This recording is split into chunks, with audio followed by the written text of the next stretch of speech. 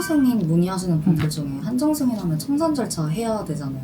네. 근데 내가 가진 재산이 없는데도 청산 절차를 해야 되냐? 그거 많이 물어보시죠. 그때 청산 절차를 해야 되냐 마냐.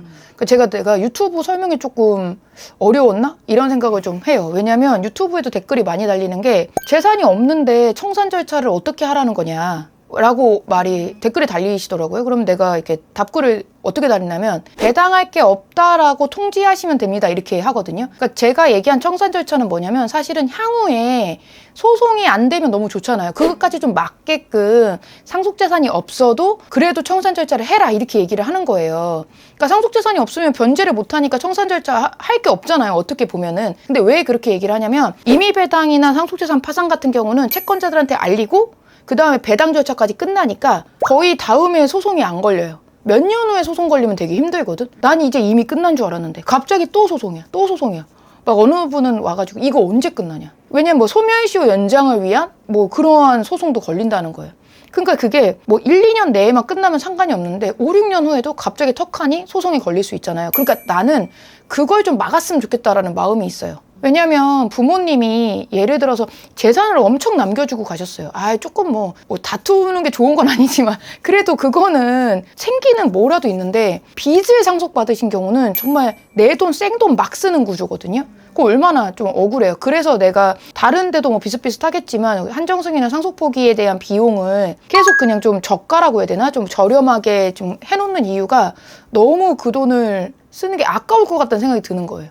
그러다가 상속포기 한정승이는 자기가 막 스스로 하다가 막 또 잘못돼.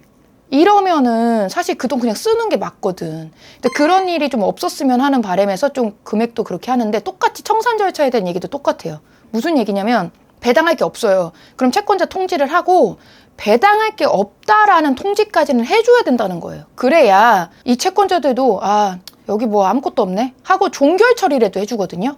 근데 이 종결 처리를 잘못하면 안 해준단 말이에요. 하라는 절차가 뭐 내용 증명이라고도 내가 얘기를 했었고 뭐 얘기하는 단어야 충분히 여러 가지가 있겠지만 항상 제가 말씀드린 건 채권자한테 나 지금 한정승인 했다고 통지하면서 너 재산 얼마냐, 너 지금 채권이 얼마냐 라고 물어보고 그 다음에 배당할 게 없으면 없다라는 통지까지는 하는 것이 좋다. 그래야 향후에 또 소송이 안 걸리지 않겠냐 이런 의미예요. 근데 그게 약간 오해를 하는 것 같아요. 청산이라고 하니까 돈을 뭔가 줘야 될 것 같은가 봐. 근데 그렇게 주지 않는 경우 너무 많고 그렇게 해서 배당할 게 없다라는 통지를 하는 경우도 되게 많아요.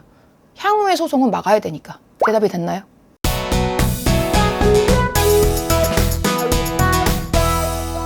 우리 채소님들 중에 그 빚으로 고민하시는 분들이 너무 많고 제가 한정승이 이게 댓글 보다 보니까 많이들 그거를 걱정하시더라고요. 근데 제가 얘기 드리는 건 저는 정말 빚을 상속받으신 분이 더 이상 이제 고통스럽지 않았으면 좋겠다라는 생각이 정말 크거든요. 그래서 우리 소중한 우리 채소님들이 빚으로 더 이상 또 소송 안 걸렸으면 하는 바람에서 청산 절차에 대해서 말씀을 드린 거고 이때의 청산 절차에는 배당할 게 없다라는 통지까지도 저희가 포함돼서 말씀드린 거니까 만약에 없어 내가 받은 재산이 없어요.